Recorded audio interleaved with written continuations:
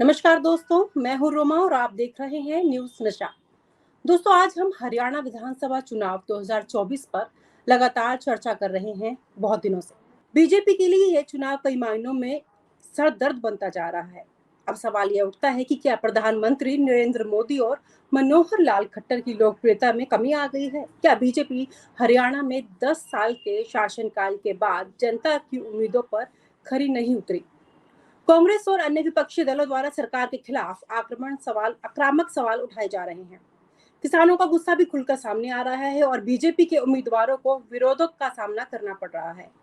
Result से पहले BJP कहां गायब हो गई है? आखिरकार बीजेपी की रणनीति में क्यों बदलाव हो रहा है? प्रधानमंत्री मोदी के पोस्टर्स में उनकी तस्वीरें छोटी होती जा रही हैं और स्थानीय नेता अब प्रमुखता ले रहे हैं। क्या यह चुनावी मजबूरी है या पार्टी की कोई नई सोच? इन सभी मुद्दों पर आज हम गहनता से बात करेंगे। हमारे साथ जो हरियाणा से परवीन बख्श जी। सर नमस्कार, स्वागत है आपका। नमस्कार। सर, हरियाणा में बीजेपी की रणनीति में अचानक बदलाव क्यों आया? प्रधानमंत्री मोदी की बजाय स्थानीय नेताओं को प्रमुखता क्यों दी जा रही है? क्या कारण है इसके पीछे? देखिए, हरियाणा में जो आपने कहा कि भाजपा के लिए मुसीबत बढ़ती जा रही है, बिल्कुल सही है क्योंकि भाजपा की जो 10 साल की यहाँ शासनकाल रहा है, उसमें कहीं न जी। कहीं जो एक सत्ता विरोधी लहर जो आई है, उसका हम्म। सामना इस समय भाजपा को करना पड़ रहा है और ऐसा बीजेपी के साथ ही नहीं कोई भी पार्टी जब लगातार 10-15 साल किसी प्रदेश पे शासन करती है, तो उसको एक सत्ता विरोधी लहर का सामना करना पड़ता है। लेकिन जो जी जी। भाजपा के साथ है उसमें कई चीजें जुड़ जाती हैं जिसमें सबसे बड़ा जो एक जुड़ जाता है कि किसान आंदोलन। किसान जी आंदोलन एक बड़ा आंदोलन था जिससे भाजपा को जो एक बहुत बड़ा डेंट पड़ा है और उसको अभी तक बीजेपी संभाल नहीं पा रही है।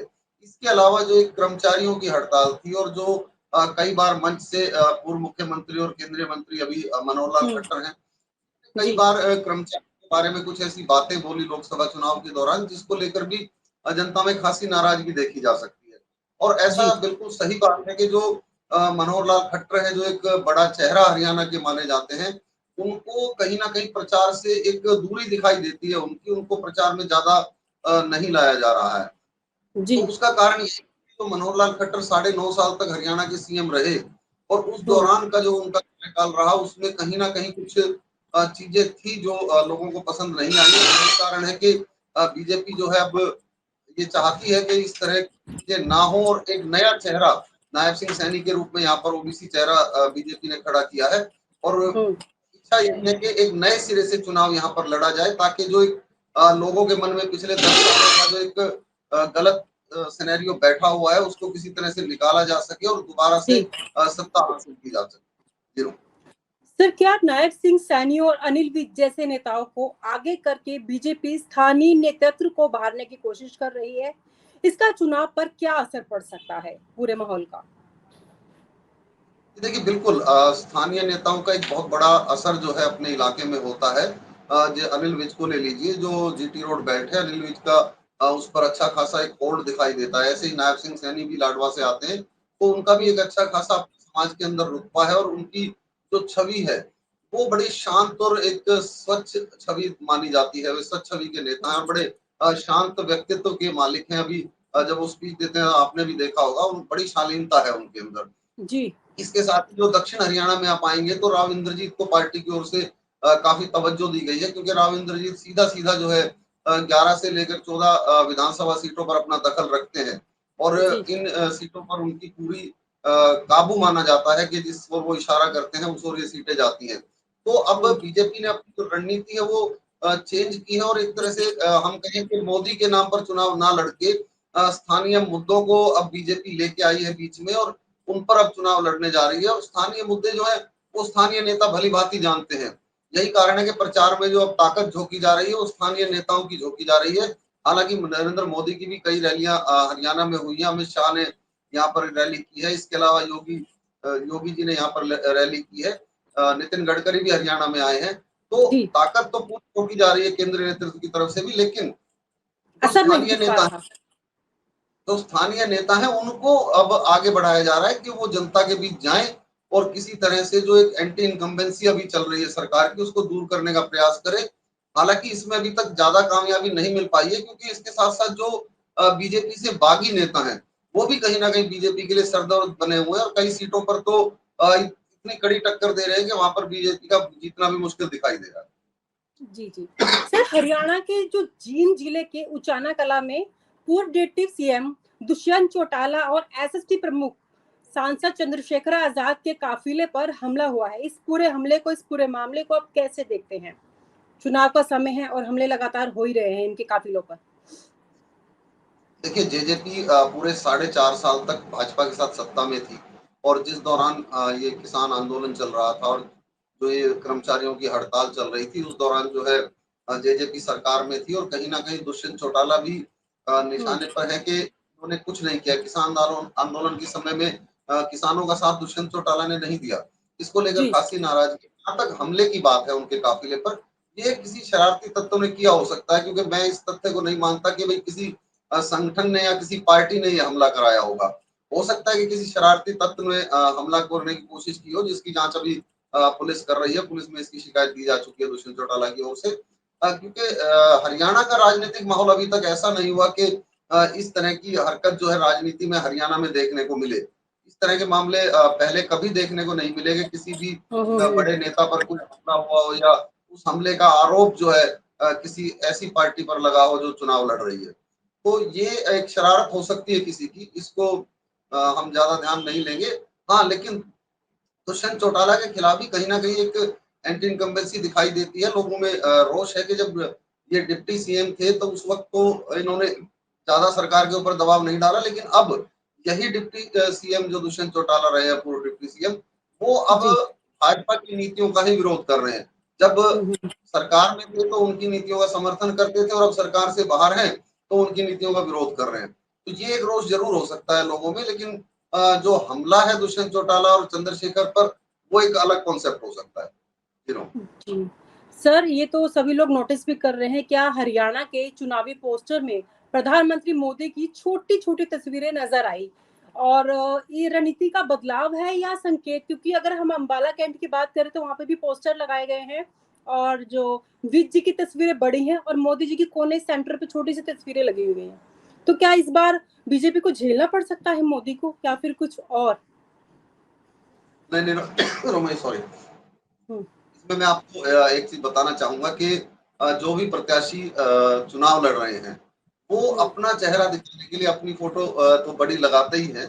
इसके हुँ, हुँ, साथ ही हुँ। जो स्थानीय नेता हैं, जिनके बलबूते पर उनको टिकट मिली है या जिनके कहने से उनको टिकट मिली है, हुँ। तो उनके जो वो पोस्टर बड़े लगाए जाते हैं। उसके अलावा जितने भी पोस्टर हैं, उन पे आप देखेंगे कि प्रधानमंत्री नरेंद्र मोदी हों, जेपी नड्डा हों, अमित शाह हो। आपका हुँ, सवाल बिल्कुल ठीक है, हमने इस विषय पे बात भी की थी। तो हुँ, हुँ। लोगों का यही कहना है कि ये छोटी फ़ोटो इसलिए लगाई जाती है कि जो पूरा केंद्रीय नेतृत्व है, जिसमें आप सुधा यादव तक मान लीजिए, जो केंद्रीय चुनाव हुँ। समिति की मेंबर भी हैं, तो उन तक हुँ। के 10 से 20 लगते हैं और जिसके चलते जो है ये फ़ोटो कहीं न कहीं छोटी हो जाती है। हाँ, नरेंद्र मोदी जी के नाम पे इस वक़्त उतना लहर नहीं है कि जिस लहर से पिछली बार 2014 में जिस तरह की लहर थी कि सिर्फ़ और सिर्फ़ नरेंद्र मोदी का नाम था और कोई नाम ही नहीं था, तो उस तरह की लहर नहीं है। क्योंकि उस तरह की लहर तो 2019 में भी नहीं हुई थी, क्योंकि काफ़ी कम सीटों पर, 40 सीटों पर ही संतोष करना पड़ गया था भारतीय जनता पार्टी को। तो लहर नहीं कह सकते इसको। हाँ, एक क्रेज़ ज़रूर कम हुआ है, क्योंकि जो वादे नरेंद्र मोदी ने किए थे, वो जो स्थानीय नेता हैं, उन्होंने उनको पूरा नहीं किया। एक ये विरोध हो जी। सकता है कि प्रधानमंत्री वादा करके गए और उसको जो उनके सीएम हैं, जो पार्टी के लोग हैं, जो उनका मंत्रिमंडल है, उन्होंने उसको पूरी तरह से नहीं निभाया। ये भी एक रोष लोगों के अंदर देखने को मिल सकता है। जी। सर, वोटिंग को तो अब कुछ घंटे ही कहेंगे हम बचे हैं, आचार संहिता भी अब होने को है, तो अब क्या लगता है, क्या कुछ फेरबदल हो सकता है बीजेपी को लेकर? जी, बिल्कुल, देखिए, जब जिसे कहते हैं कि कत्ल की रात को आने में अभी समय बाकी है, हुँ। 72 घंटे का समय आप मान लीजिए कि कल 3 बजे जो है चुनाव प्रचार बंद हो जाएगा और उसके बाद 48 आवर्स का हुँ। साइलेंट पीरियड रहेगा। और वो हुँ। साइलेंट पीरियड एक अपने आप में एक बहुत अहम रोल अदा करता है कि जब बिल्कुल। प्रत्याशी बिना किसी शोर-शराबे के लोगों के घरों में जाकर और डायरेक्ट उनसे टच करते हैं और अपनी रणनीति बनाते हैं उस 48 घंटे में। तो वो एक महत्वपूर्ण समय रहेगा और जो एक महत्वपूर्ण रोल रहता है रोमा जी, सट्टा बाज़ार का। उसकी रिपोर्ट जो है अक्सर हमने देखा है कि सही निकलती है, कुछ ज़रूर आगे पीछे हो सकता है। तो जो सट्टा बाज़ार कांग्रेस को 60 सीटें दिला रहा था अब से सप्ताह भर पहले तक और हम्म। बीजेपी को 20 पे सिमटता दिखा रहा था, आज की तारीख में वही सट्टा बाज़ार जो है कांग्रेस को 50 पे लाके खड़ा कर दिया है और बीजेपी को 28 से 30 सीट पर लाकर खड़ा कर दिया है। तो ये भी एक बहुत बड़ा बदलाव है और ये बदलाव ज़मीन पर भी कहीं न कहीं दिखाई दे रहा है क्योंकि जिस तरह से ताबड़तोड़ भाजपा के केंद्रीय नेतृत्व ने हरियाणा में रैलियाँ की हैं, उनका असर अब आना शुरू हो गया है और लोगों का कहीं न कहीं रुझान जो है, एक बार फिर भाजपा की ओर दिखाई देने लगा है। हाँ, लेकिन इतना भी नहीं दिखाई दे रहा कि हम ये कह सकें कि बिल्कुल स्पष्ट बहुमत जो है भाजपा का हम्म। हरियाणा में आ सकता है। कांग्रेस बिल्कुल कड़ी टक्कर दे रही है और कहीं न कहीं आगे दिखाई दे रही है भाजपा से। तो अब ये तो वोटर बताएगा क्योंकि वोटर बहुत साइलेंटली काम करते हैं। आज का वोटर बहुत समझदार है, वो अपनी मन की बात बताने के लिए मजबूर भी नहीं है क्योंकि संवैधानिक अधिकार है, नहीं बतानी चाहिए और वो संवैधानिक अधिकार का पूरा उपयोग करता है। तो ये तो अब 5 तारीख को वोटिंग के बाद ही पता लगेगा कि कौन कितने पानी में गया। सर मुद्दे तो बहुत है, लेकिन मुझे लगता है कि किसान आंदोलन का काफी खामियाजा भुगतना पड़ा है बीजेपी को, इसमें कितनी सच्चाई है? जी, बिल्कुल किसान आंदोलन का बहुत बड़ा डैमेज जो बीजेपी को झेलना पड़ रहा है क्योंकि अगर हम इस बेल्ट की बात करें, बांगर बेल्ट या जाट बेल्ट की हम बात करें तो वहां पर बीजेपी के प्रत्याशियों तक को विरोध का सामना करना पड़ा था पीछे जब वो हम्म। प्रचार के लिए वहां पर जा रहे थे। कुछ गांव ऐसे थे जहां पर उनको गांव में घुसने तक नहीं दिया। तो ये एक जी। बहुत बड़ा नुकसान जो है बीजेपी को होने जा रहा है। उस नुकसान की पूर्ति के लिए हालांकि किरण चौधरी को बीजेपी ने शामिल कर लिया है अपने साथ, लेकिन फिर भी जो हिसार बेल्ट है, जो सिरसा बेल्ट है, जो इस साइड का एरिया है, जो जी। अंबाला साइड का एरिया जो पंजाब से लगता है, जहाँ पर किसान आंदोलन पर बैठे थे, उस जी। बेल्ट में खासा नुकसान जो है वो बीजेपी को देखने को मिलेगा इस बार। जी। तो सर कुल मिलाकर आपने जो भी जानकारी दी, देखते हैं इसमें कितनी आगे जाके बातें सच हो सकती है। इन तमाम जानकारियों के लिए आपका बहुत-बहुत धन्यवाद, शुक्रिया। और आप हमसे जुड़े रहने के लिए सब्सक्राइब करें YouTube पर, फॉलो करें Twitter पर और लाइक करें Facebook पर। और ज्यादा जानकारी के लिए आपको टाइप करना होगा सिर्फ न्यूज नशा।